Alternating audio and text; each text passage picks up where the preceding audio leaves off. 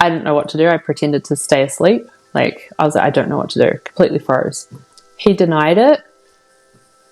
So it never happened.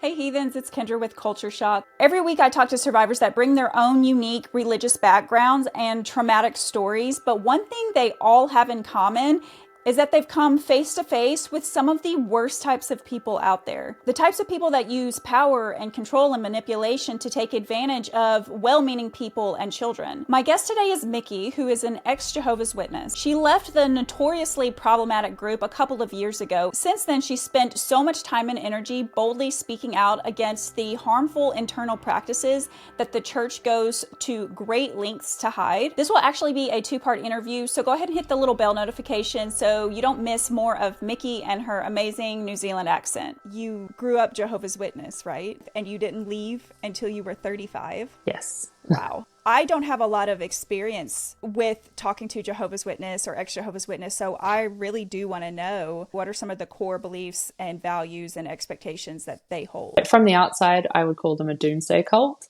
They're waiting for Armageddon to come. They believe that we are living in the last days that are described in the Bible, and that like Satan and his demons basically have influence over the world at the moment, and we're just waiting for Jehovah and Jesus to come with Armageddon and destroy all the wicked people, destroy all the demons, and throw Satan into an abyss for 1,000 years. And during that 1,000 years, the earth will reach perfection. The people who make it through Armageddon and that are resurrected will reach perfection.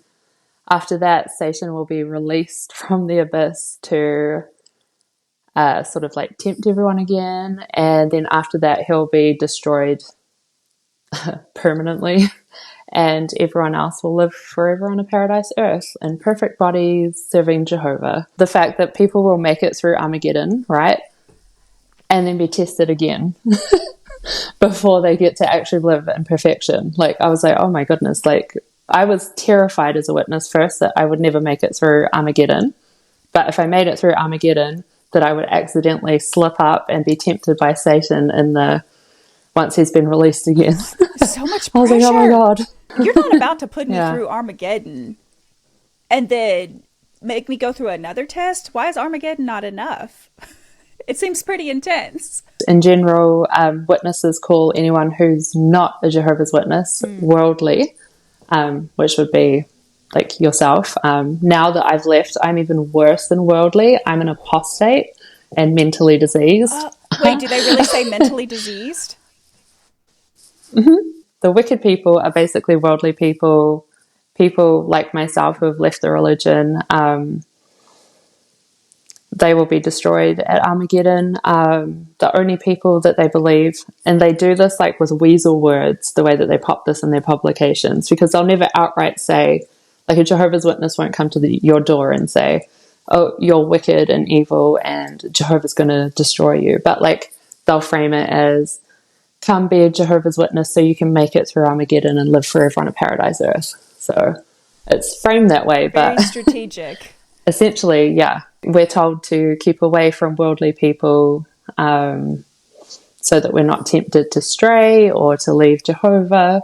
It's never to leave being a Jehovah's Witness. It's leaving Jehovah, essentially. But yeah, to make it through Armageddon, you have to be a baptized Jehovah's Witness. And even then, if you're baptized and you're not going to meetings, they're bi-weekly, twice a week, church services, basically. If you're not going to meetings, if you're not going out in field service, which is the preaching and the door knocking, you're not good enough and you still might not make it through Armageddon. 1+ for equality with the Jehovah's Witnesses, women do go door knocking. Ooh, progressive. Yay. And I think statistically there are more women Jehovah's Witnesses than there are men. It creates a problem in the dating pool. Generally, it would be 2 women together unless it's a married couple. Like, you don't really want to be, if I was a single sister going with a single brother, there would be rumors that we were dating and we should really have a chaperone. But going field service kind of counts as a group activity. So sometimes that would be how you would get to know someone if you wanted to get to know someone for marriage. Yeah, I was a bit naughty when I was a witness. Like, naughty, I say that so, like, weakly, because I had guy friends and that was, like, how we could hang out. And I was not interested in them romantically, but I was like, oh, well, I'm still doing it this way. It's like a social event. If you want to socialize with someone of the opposite sex, then you had to go knock on some doors. Let me tell everybody, I'm so sorry for knocking on your doors that early in the morning. And wait, how early? The door knocking part, we would meet for a group for field service at 9 o'clock, and then we'd be out probably knocking at 9:30. So it's not too early, but it was still normal people are asleep. Yeah, on the weekends for sure. Yeah, that would. I'm not gonna lie. I don't know that we would be friends. Well, I wouldn't be allowed to be your friend anyway, because you're scary and evil. I am all of those things. At least you're not mentally diseased. Tell that to my therapist. Wanted to be extra spiritual is how we would phrase it, I guess. Which doesn't mean the same thing as it means out here in the world. I would be up meeting to do street witnessing, which is I would walk down like the main street of Auckland, our one main street, Queen Street, with a group of friends at 7 o'clock in the morning, and we'd do that till 9 o'clock, then go meet the house-to-house preaching group, do that for a couple hours, maybe I'd go home, have lunch with my friends. Then I would go and do a cart shift, which is with their literature cart. Theirs, not yours, right? And then the next day I would maybe sleep in, and then I would maybe meet at 10 o'clock for the Sunday field service group. Very busy while working full-time and going to all the meetings and everything else.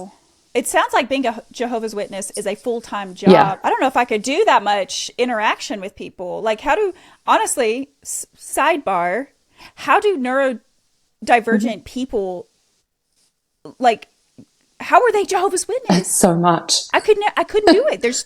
I would be dead to the world. I've worked out in the past couple of years that I've got a huge fear of abandonment, which I've been working on, but it led to me people pleasing and pushing myself and burning out at both ends, because I didn't want to be alone. I couldn't be alone when I was a Jehovah's Witness because there was just so much going on all the time. But do you think your dedication, like your extra effort into all of the church activities, was that from a place of just people pleasing? Do you think that any of that stemmed from the fear behind it was both. Like, you not making it? Yeah, definitely both. That's a lot for anyone to deal with, but you... Yes. Like you said, you grew up in it from age 5. Yeah. To 35. 30 solid 3 decades. If I look back at like what it was like being a witness in the 90s and early 2000s compared to what it is now, it's completely different. And essentially they used to be a publishing company or a real estate company. Both of these two are their big main money makers, I guess. Through their Kingdom Halls and through the Watchtower and Awake magazines. But now they've definitely moved online, and it's definitely all about like videos and getting people to look at jw.org. It's just completely different. They used to always say things like, TV evangelism is bad and like it's not what Jehovah would want. And I'm like, well, here you are. But, they'll turn around and say, oh, it's not on TV, it's online. The governing body. Back in the day, like I had no idea who anyone was. I was just like, okay, the governing body provide all this information for us. Amazing, great, thankful for them. And then I think in 2013 they launched the broadcasting app, and they would put out monthly broadcasts and different videos and cartoons for kids. All about being a Jehovah's Witness, and it's very culty and manipulative now, but they basically centered themselves, the governing body, and everybody knows who they are. And if you didn't know the name of one of them, everyone would be like, oh, you're not keeping up with their spiritual food, and it's very cringy at the moment. It's giving some culty vibes for sure. Were you expected to do online like witnessing? I was, I had a public account, and I had friends and family who I'd known through school or work that would follow me. And I viewed me posting about my Jehovah's Witness life as sort of like, you know, giving a good witness, because that's what we were taught to do, is give a good witness for Jehovah's name. But it wasn't like something that you could officially count as witnessing or preaching. But, you know, it's the putting jw.org in your bio and telling people to look at the website. It's interesting you brought that up, because I've not had a guest that's Jehovah's Witness or ex-Jehovah's Witness, but I have covered some stories about Jehovah's Witness, like related to Jehovah's Witness. And of course, current members come out of the woodwork. They don't like me for obvious reasons. I get it. It's personal. But they try to discredit everything that I'm saying by telling people, they do that exact thing. They tell people to go to jw.org. Is that what it's called? I think. Yes. Is that what you said? Yeah. Yes. And I'm like, you can't source like history and facts and science and cult like descriptors. That's not, you can't use your own religion as a credible source for that. No. And they literally have an article on there, Are Jehovah's Witnesses a cult? Guys, I'll have to find that and send that to you, because it's hilarious. Honestly, which is funny, because that's like cult 101 behavior. If you have to tell people you're not a cult, no, guys, you might be. You're a cult. I do a lot of online activism now, on TikTok and Instagram mostly. And that is the number one thing. I get people, active Jehovah's Witnesses on my page, and they're going, lies, liar, lies, liar. You're a lying apostate. And I'm like, no, like literally everything I say, I have backed up with documents from their publications. And the hardest part of it all is that the Jehovah's Witnesses, the governing body, keep publications hidden. So there are older publications they don't have on their website that you can't find. But fortunately, someone has compiled a whole bunch of them on this website called jwfacts.com. Ooh. And that was like a key part of my waking up process, finding that website and just seeing in black and white what they used to teach, what they used to believe, versus what they tell the members now, and how they're just basically framing everything that apostates or people who leave or ex-Jehovah's Witnesses say as lies to discredit us, basically, so that they can keep going with their culty agenda. Right. Which is a really common manipulative and gaslighty tactic that abusers use everywhere, relationship wise or religion wise. It's like, oh, you don't know what you're talking about, or you don't have the facts straight, or you're just outright lying, when you actually can prove otherwise, and it makes you feel like you're going crazy. I love that website exists, and I'll definitely link that for people to check out if they are, are looking for some resources themselves or some articles themselves, things like that. But do Jehovah's Witness, do they still actively believe those things that they've now hidden? And are they framing those things just in a different way while still believing them? Or is it conflicting beliefs that they've kind of like, they've gotten rid of those, kind of like the online thing you were just describing with only going door to door versus now being on the internet? So there's a mixture of the two. Like, I think one of the biggest ones for me that I found, so currently they teach that the Jehovah's Witnesses are a united worldwide brotherhood. People of every nation, race, everybody gets along because they don't see color, basically. However, that doesn't always happen in the day-to-day reality of being a Jehovah's Witness. But aside from the point, on jwfacts.com, there's a section called, I think it was under scandals and then black skin. So they used to teach that black people would turn white in the new system because, much like the Mormons teach as well, black people are black because of the curse of Ham. Yeah. And I was like, huh? I was like, my whole life I've been told we're a united brotherhood. Jehovah doesn't see race. He's impartial, blah, blah, blah. But at one point in history, at the very beginning of Jehovah's Witness, they were the Bible students at the time. History, like right at the beginning, the founder, the people in charge believed that black people were a race of servants that would turn white in the new system because white was perfection. Like, I seriously feel sick to my stomach.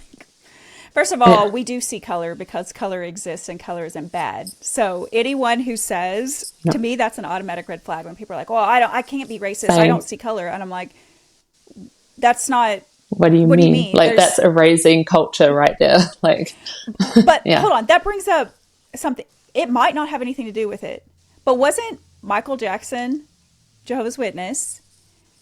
Yes. And we know the skin change. Was that related? Because I've never heard that. I didn't know that about Jehovah's Witness, about the skin lightening thing. But that makes me curious if it played a part in that at all. So that was very like old, like up until I think the 1940s, like from the 1800s to the 1940s. That's when they would publish this. I'm not 100% sure. I haven't really actually looked into it, and that's a very good point that I could look into as well. But yeah, there is a prevailing sort of attitude to be like American white corporate business styles, and that is more or less white. You know, you've got to have your hair nice and straight and slick. You can't be having different wild worldly hairstyles, dress, attire, everything has to be pretty much business style. The only times that they would change that up is when they would want to highlight how they are a worldwide brotherhood. At international conventions, where if you were from, like, say, Fiji or Mexico, you were like encouraged to dress in like your national outfits. Look how diverse we are. Which I remember at the time I'd be like, wait, isn't that like nationalism and like cultural stuff that we're told not to be into and not to do in the general like day-to-day rank and file life of a Jehovah's Witness? Like, I don't understand it. But if you question anything, you're questioning Jehovah and the governing body, and you're basically on the way to being an apostate. Right. Another cult tactic, not being allowed to question not just leadership, but just the humanness, the fallibility of the men running it. It's not coming from God. It's not coming from Jehovah. It's a literal human white man. Please question it. Yes. Well, in this case, it's 8. I think maybe now it's 9 white men, or 8 white men and 1 black man at the top. But there's like almost no diversity there. Well, it sounds like... And they've all just decided... It sounds like he was their diversity hire, unfortunately. Yes. Well, I have a lot of questions about things that us heathens on the outside have heard about Jehovah's Witness, but obviously you're what I would consider an expert after 30 years in it. But I want to know the difference in like the women versus man, like the patriarchal structure, because I found that exists in every religion, at least 99.9% of it. But you mentioned the women have a little bit more like freedom. They can go door to door. It's kind of a joke, but what about outside of that? What is the structure like? What is the patriarchy like? Are women respected and given the same credibility and the same freedom as men? No. So essentially, I think we chatted a bit about the Handmaid's Tale just before. There are some very heavy similarities with Jehovah's Witnesses and the Handmaid's Tale situation. Women are there to serve men. They are often reminded that we are the weaker vessel. Emotionally, mentally, physically, we are not as good as a man. We're too emotional to lead the congregation. we're not as intelligent as men. We have a smaller brain capacity. Literally, a governing body member said this. A meeting structure is basically a public talk, and then they study a study article from the Watchtower, and it's question and answer. So someone reads the paragraph, and then you put up your hand and you can answer. So, yay, women can answer. But the men are taking the Watchtower, they're doing the public talk, they're doing the opening and closing prayers, they're reading the Watchtower, did I say that already? Doing the microphones, every single aspect to basically leading and doing things in the congregation are men. That's crazy. They won't even let the woman hand a microphone? Unless, and so you'll now get people in your comments saying that's not true. In my old Kingdom Hall, there was this one time that the sisters did that. Yeah. I passed out so many and microphones. I'm like, okay, so there are extremely rare cases where there aren't enough brothers in a congregation and the sisters will be allowed to take over. But this is not the general rule. It's a last resort. That's a very, very small exception. Yeah. Of course. You're not allowed to wear pants in the Kingdom Hall. You can only wear skirts and dresses. Can't be too tight, can't be too low cut, can't be too high cut if it's the lower half. Nothing too eye-catching, nothing that's going to tempt a man or bring reproach on Jehovah's name. You're not allowed to spend time alone with men or people of the opposite sex. They're extremely homophobic as well. So, let's dig into that. Women are taught that they have to remain silent in the congregation and let the men teach and speak. So all teaching is done by the men. They allow the women to have a part on a midweek meeting where they basically reenact or practice doing Bible study lessons. So it's called the ministry school, and it's basically that section of it is like a little 2 to 5 minute talk where it's two sisters basically doing a Bible study. Oh, so it's like role playing, but they're not actually teaching. They're just role playing. Yeah, there we go. Should they ever teach? Yes, and we're watching them role play. Yeah. Weird. Because we're allowed to, or women are allowed to, have studies and conduct studies if people decide that they are interested in the door-to-door work. But again, if you knocked on the door of someone that was interested and they were a man, you would pass that off to a man to do because a woman can't teach a man. We just small-brained, pea brains over here, just tiny little things. We're so dumb. Let's revisit what you mentioned about them being very homophobic. Is that something that they outright teach, or is it more subtle? No, it's I think maybe last year or the year before. I think I even tried to pop it on my TikTok and it got taken down for violating community guidelines. The talk was at a convention and the brother said something like, God hates homosexuals. Like Jehovah hates homosexuals. Like literally word for word. And it's in everything that Jehovah hates homosexuals, that God hates anyone that's gay, LGBTQ. And then, they'll pop out the classic love the sinner, hate the sin line. Love that one. It's the lifestyle that Jehovah hates. But it's not a lifestyle, that's who a person is, and you're essentially telling them that God hates them for who they are. So they pop out. They've made a couple of videos. Well, I think they do it for each convention. They do all these little role play videos and stuff. And there's a girl who's a Jehovah's Witness popping into a market and wanting to buy something, and someone saying, "Oh, here, would you like to buy one of these bracelets?" And it's a rainbow bracelet. And she's, to support it looks like a lesbian 5K marathon or something like that. And she goes, "No, thank you." And then a random bystander is like, "What's the problem? What's the big deal? Don't you love people? My daughter is gay, blah, blah, blah." and like goes off, and then the girl's like, well, actually, I'm a Christian and I believe in the Bible and this is what it says in the Bible. And it's like, you know, they put out all this content that's basically teaching and brainwashing.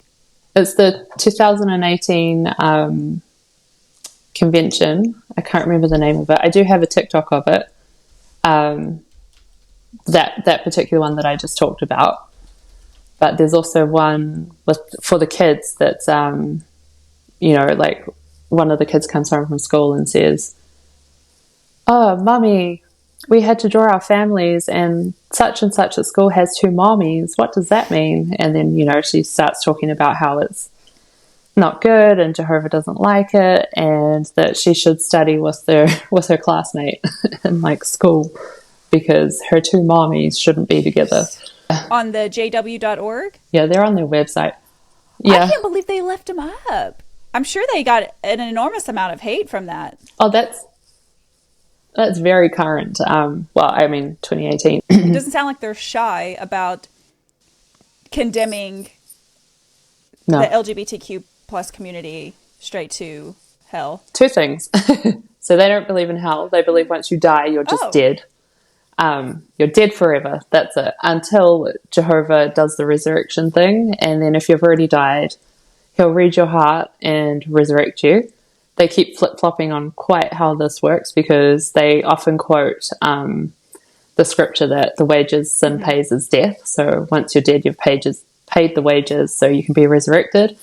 But they kind of are a bit like, oh, well, Jehovah will read the heart, because when it comes to people like Hitler or like Mussolini, like, are they going to be resurrected? Like, a bit evil. Do they believe that if, say, for example, Hitler, I know how I was raised, they believed that if Hitler had prayed for salvation before he died, then he would still get into heaven regardless of what he had done because everything's forgiven, all your sins are washed away. Do Jehovah's Witness believe kind of the similar, like no matter like the horrible things that you've done, if you convert, are you good? Or since Jehovah's knows the heart, what about how the heart was prior? In Hitler's case, because he actively persecuted Jehovah's Witnesses, or Bible students, as they were called at the time, he wouldn't be resurrected, supposedly, but they can never say anything for sure. However, there was a case recently with the Yorkshire Ripper, who converted to being a Jehovah's Witness while in prison. Oh, I didn't know that. Peter Sutcliffe, I think his name was, if I remember correctly. So he converted and he died believing that he would get into heaven. Not into heaven, into paradise earth, sorry. How's that working out, I wonder? Yeah. Like, is he going to be resurrected with all of the people that he killed? Like, and they're just going to be like, hey, guy that murdered me, how's life? What are you doing here, buddy? Wow. Awkward. Oh, hey, there's my murderer. Be like, you know what? Put me back in the grave. I'm not ready for this. I'm out. I'm out. Satan, come get me. I was already mentally disturbed, but this is just pushing me over the edge. I was going to say before as well, there's a term for Jehovah's Witnesses who are gay, who know that they're gay, and that is a non-practicing gay. So NPGs. Do they believe that being gay is a choice then or not? I know. So, but if you're not an active participating, if you're a non-practicing gay, if you're an NPG, then aren't you technically not gay? I've also heard that people are like, oh, well, it's just like, it's part of the influence of Satan and sin and like people being mentally unwell. One of my very close Jehovah's Witness friends is gay, and when I first woke up, I went to talk to him just to test the waters to see if he would still be my friend if I left, but obviously no. Oh, really? And I said, I feel, no. So that's when you leave, like, everybody shuns you. So, but he had been disfellowshipped twice for acting on his impulses, as they would phrase it.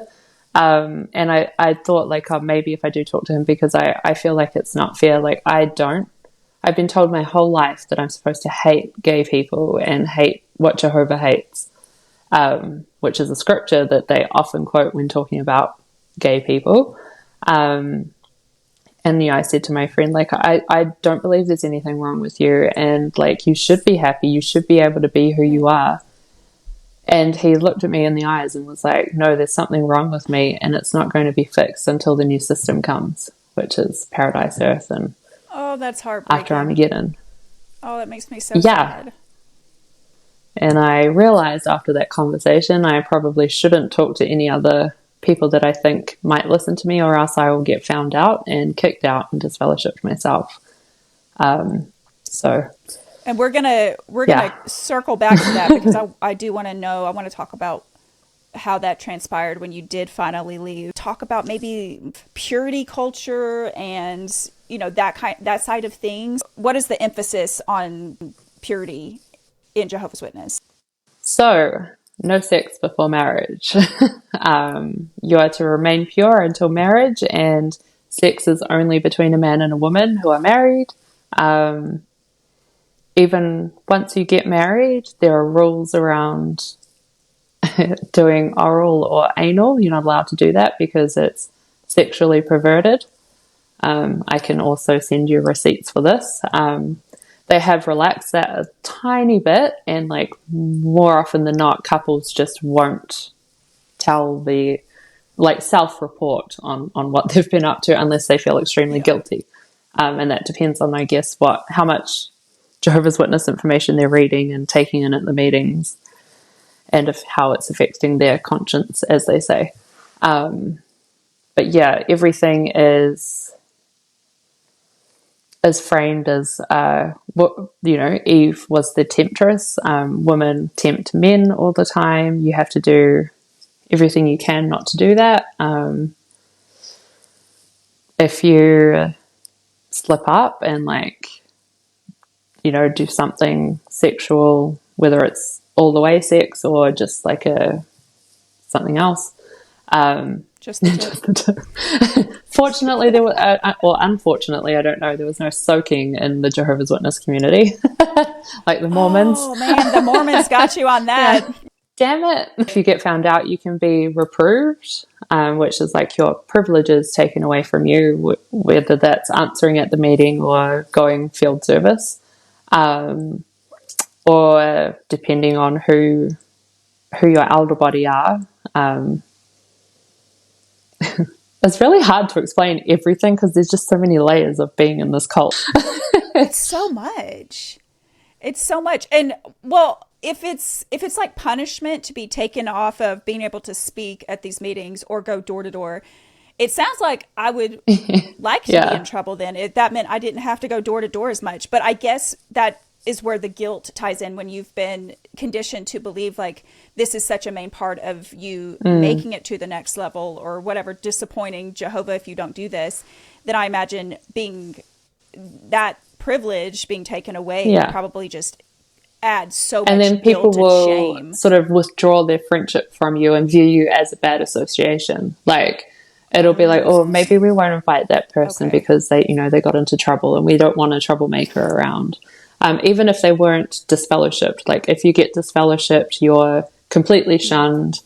Nobody will talk to you, your family, your friends, nobody. You're excommunicated from the congregation, from the Jehovah's Witnesses in general. But you can be, do they call it refellowshipped? I don't know what the term is for it. But you said your friend had been disfellowshipped twice, so you can be reinstated. Yeah. Oh, I just pulled that straight out of my. So did the governing body. The whole religion. I think you have to be disfellowshipped for a minimum of 6 months, and then after that you can apply to be reinstated. And your elders, so in each congregation there's a body of elders, which is like, I don't know, 5 to 10 men who basically run things, and they'll decide through Holy Spirit, of course, if you can be reinstated, if you've shown that you're repentant and not a threat to the congregation anymore. There's so many different things at play. Like if your father was an elder, you might not get disfellowshipped in the first place because they have some sway. If like maybe 2 or 3 elders' wives didn't like you, then you might get disfellowshipped quicker than somebody else who, you know, had some kind of influence or sway in the congregation. So like there's so many different like social dynamics and factors that go into whether or not someone's going to be disfellowshipped. It sounds like a high society structure where it's, like you said, it's more of a social, what your social standing is, and less about what Jehovah or Jesus feels about your behavior. And like most culty things, these men decide that God told them, or the Holy Spirit led them to this decision. So it's never like, well, I decided this. It's like, well, God told me through the Holy Spirit that, you're kind of naughty and I don't think you should be in our congregation. So bye. Which I imagine creates quite a diverse set of expectations from from each kingdom hall, right? That's what they're called. Because nice. like we've discussed, people will come out of the works and say, that's not true. That doesn't, because your experience wasn't like exactly the same. The expectations weren't exactly the same from your governing body, I think is what you called it. Yeah. That doesn't mean it didn't happen. The main leaders. It just means they're all humans and they all decide within their weird little society how they want to throw their weight around and who they want to punish and who they don't. So like the local elder body, which are the ones in charge of each congregation, they make their decisions and stuff, and like people will say, oh well, they're imperfect men and they don't always get it right, and like blah blah blah, dismissive, which is true. And there are cultural differences, like literally like within the world that we live in, there are just cultural differences. Like it's not going to be the same experience in New Zealand as it is in China for being a Jehovah's Witness. Of course. First of all, because they're banned in China, but oh shit, really? It's they're banned in China and Russia, I think, and maybe South Korea. But anyway, Christianity or just specifically Jehovah's Witness? No, I'm not sure about all Christianity, but Jehovah's Witnesses definitely are. But yeah, like things are going to be different. But I like to, like in my TikToks and Instagram, talk about specifically the actual rules that are in their publications and what the governing bodies say. Not so much about like the individual experience that every different person has had. I'll talk about my experience because it was my experience and what I saw. And while I was a Jehovah's Witness in New Zealand, I was in different congregations. Like I was in a Spanish congregation for the last 10 years before I left, and they just did things slightly different to the white suburban Kiwi congregation. But in general, there were blanket rules that like you just knew, like if this person had sex before marriage, they would be disfellowshipped if they weren't repentant. And can we talk about how the elders and the leadership, they have, they get to decide your sins, how severe your sins are and what that warrants. But what about all of the scandals and the CSA and the abuse that's tied to Jehovah's Witness? And I had asked you about it before, and I hope that you can tell me a little bit about it. Many of us have heard about like the underground database that exists in the Jehovah's Witness with a lot of these things being kept secret. So how's that justified? So as a Jehovah's Witness, I knew nothing of the child sex abuse problem that they have. I was aware that once, like I had a friend who had a young daughter, and she told me that the elders told her that when her daughter's a little bit older, they're going to let her know about the 4 or 5 different people in the congregation to keep her daughter away from. And I was like, say what? And that was the first I heard of it. And that was probably in 2016. And I was like, why are you not more worried about this? Yeah. Like, who are they? I want to know who they are. Like, I don't want to be around them either. It's all very hush-hush. They have this rule in place called the 2-witness rule, where an abuse didn't happen unless there were 2 witnesses to it outside of the perpetrator and the victim. it's basically if someone gets assaulted, and they go to the elders and say, hey, this guy assaulted me, they're going to be like, well, was anyone else there like that can back you up? And if you're like, no, and then the person denies it, then it never happened, which happened to me. I was the victim, not the perpetrator. I mean, I don't like to make assumptions, but I assumed. Do you want to talk about that at all? Or we can come back to it? Yes. Okay. We can come back to it, probably when I delve more into myself. But essentially, this creates a problem for children, because who's going to be assaulting, molesting, abusing children in front of other people? Like, who does that? Really? And the environment of the Jehovah's Witnesses, where older people have access to children frequently at the Kingdom Hall meetings, out in field service. Generally, we're told only to trust other Jehovah's Witnesses. So babysitting, dropping them off to uncles, family members, random people in the congregation, elders, ministerial servants, which are men that are like a step below the elders. Like, the elders will know that there's a pedophile in the congregation, and that person can be knocking on the doors of just random people on the streets. Like, there could be a pedophile at your door. Happens to someone as a child, it later becomes it'll become like a repressed memory. Maybe they don't remember it until later on. And then if they want to talk about it, they go to their elders, which Jehovah's Witnesses are told are like wise, caring men leading the congregation for Jehovah. And they're going to say, was there anyone else there that could back you up? And there's not going to be. Right.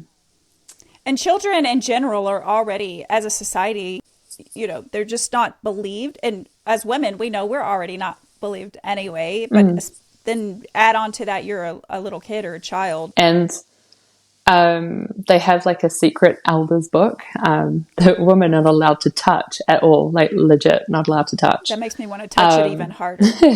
But in that, I know. I actually really want a physical copy so that I can just be like, touch the book. Look My at me. dirty apostate hands all over it. Flipping the pages. I've read it since I've left. I've read the whole thing. It tells the elders how to deal with child sex abuse. And there's a section there where it's talking about, like, there's a form as well, I think, that they're supposed to fill out and send to Bethel. What is Bethel? Which is like the world headquarters in New York. So anytime like someone accuses someone of child abuse, they fill out this form and they send it off to Bethel. There's a question in there: was it consensual? With a child? Was the child a willing participant? What the actual fuck? How is that a question? How is that a question? How? And these brothers in the position of elders have no mental health qualifications. Yeah. They have no qualifications whatsoever. Jehovah's Witnesses, as a side point, are discouraged from going to higher education. So these are people who are, I think in the States it's quite common to have window washers. Mm-hmm. That's their career. Back home in New Zealand, carpet cleaning was a big thing. And they're the people that are now supposed to be looking after this child that's now saying that someone's assaulted them. And also it's handled internally the majority of the time. So there's not even going to be a public record. I'm like, why? What is the point then of them even sending the records to Bethel? Because if they don't do anything without information, what is the point? That's where your secret database of pedophiles are, in Bethel. Oh.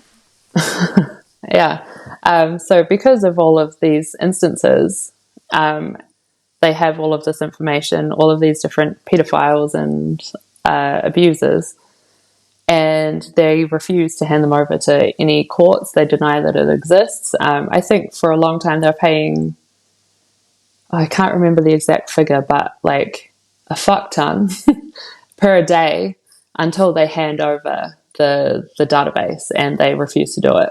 So all the money, the donations that little happy Jehovah's Witnesses are sending into bank accounts and popping into contribution boxes at the Kingdom Halls or at conventions are going towards paying for child sex abuse cases.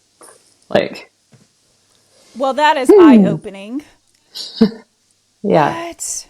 There's a really amazing podcast called Call Bethel. I think it was by The Telegraph in the UK. Catherine Rushton, and one of my good friends, Lacey, who also did a little bit of activism, is on there. She's a victim of CSA, and she's just done a brilliant job of like telling her story and putting it out there on this podcast. Like, wow. I honestly cannot recommend it enough. There's other victims of child abuse as well who've spoken up, and this like trail of it feels like true crime in real time.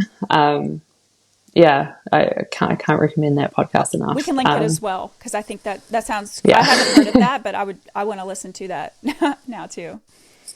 Yeah, yeah. So it's a huge problem. They continue to just basically, they don't encourage, like at the very least, if someone came to you and said like, hey, this person's assaulted me, oh, better go to the police, like report it to your authorities, like do something about it. Right. No, they used to actively discourage you, like don't talk to the police. But now, because that came out thanks to ex-Jehovah's Witnesses talking about their experiences, they just don't discourage you from going to the police. Like they say in their little elders book, if the person wants to go to the police, you can't stop them. Right. But that may be, but they don't suggest that it. may be what's published. But is that real case, real life, how it's handled? I'm guessing probably not. And I've also, in some of my research, and I don't know, I mean, correct me if this isn't accurate to your experience, but I've also read that kind of the standard procedure is they provide like these numbers for people to call to, like the members to call to report some of this abuse, but it's handled by elders. It's not actually, is that a thing? I hadn't heard about the different numbers to call. Potentially that could be something. I know that I think the elders are encouraged to call Bethel. Gotcha. Hence the name of that podcast. Okay. And basically get the guidance if they need to. If there's so many, if they're keeping track of it, it's just really interesting to me. Like, why would they even want to keep records of it in any capacity, have people send it in if they're not going to act on it? But also, then you're kind of creating a paper trail that this has actually happened. So is there anything that's happening with that information? Do they do anything with it besides store it? Like, if someone gets so many complaints, if like one perpetrator gets multiple complaints, then is something done? Or what is the value of that information then? So Jehovah's Witnesses have been referred to as well as a pedophile's paradise, because let's say there is this one guy who has abused multiple children, but only one child comes forward. Probably the person's not going to get disfellowshipped or removed from the congregation. Everyone else will see how that child and their family is treated, because they could be soft shunned for having spoken up, and essentially everything is done to not bring reproach upon Jehovah's name. So you want to make sure everybody thinks Jehovah's a wonderful, loving God, and this is doing the opposite. So why would you be speaking out against another witness when you're a witness? It's horrible. So they might see how this one child or their family or person is being treated, and then decide, oh, I'm not going to say anything. So that guy gets to stay being a Jehovah's Witness. It's very much a boys' club. It can also be that, this person is related to someone high up, and we won't disfellowship them because maybe they were just going through something. There are so many different instances where the person just wasn't disfellowshipped. They might move them to a different congregation. Great, a new pool of victims to choose from. Perfect. Yeah, it's very rarely have any consequences on the pedophile. And like you said, if you have to have 2 witnesses in addition to, then essentially they're kind of off the hook, especially if it's children, because like you said, that's abusers do that, pedophiles do that, where it's like, don't tell anyone. If you do, if you tell anyone, this could happen, or you're naughty for participating in this with me, even as a kid, so then you're not going to get, you're not going to, survive Armageddon. I don't know. But I can't even imagine. It's like impossible that like the victim cannot win in this situation. No. And like you're conditioned from a young child in general just to listen to men who take the charge. So you already you'll be thinking of this person as an authority figure, and like, oh, I don't want to upset them any further. And then I don't want to upset Jehovah, and then I'm going to die. And then if I do something, if I talk about this, well, then my family might die too. Like it's a whole layers and layers of shame and guilt. Yes. Yeah. Oh, that's heavy. I feel like heavy in my chest just like talking about it. Yeah. It's like, I'm grateful that I wasn't a child victim and that what happened to me happened when I was in my early 20s. But it's just like, why are there these policies in place? Like, they could just get rid of it. Like, report. But I also feel like if they did that, there'd be no one leading the congregation. Bingo. So of course they're not going to do it. And I also have like a theory that probably the men at the top, the governing body, know or have known abusers, have let things slide, have let things happen, and if they relax this rule, they're going to get in trouble. Why would they do that? Yep. They will all have to be held accountable in some way, publicly, legally. Yeah. That, or they're also participating in it. Then that's usually how it works, is the deniability is not for lack of evidence that these crimes are being committed. It's willful ignorance, you turning a blind eye to it, or you're also participating in it. That's it. Like, what benefits are there to keeping this in play? And it's got to be that. Right. Only the people in the positions of power and authority win. And that's what they're trying to protect. Is just the men at the top, but then the men at the top, even at a local level, that's infuriating. It is even more so for someone like you who's been in it and have witnessed it, pun intended, have witnessed it, but also been unfortunately on the receiving end of a lot of that abuse. And you may not have experienced that as a child, but the fact that you experienced it at all is horrific. Do you want to tell your story on that? Yeah. So with this, what happened was, in the middle of the night, he came into his sister's room where I was staying, and I will be posting the rest of Micki's interview soon. Make sure to subscribe so you don't miss it. And in the meantime, leave a kind comment for Micki. I know she'll see it and she'll greatly appreciate your support.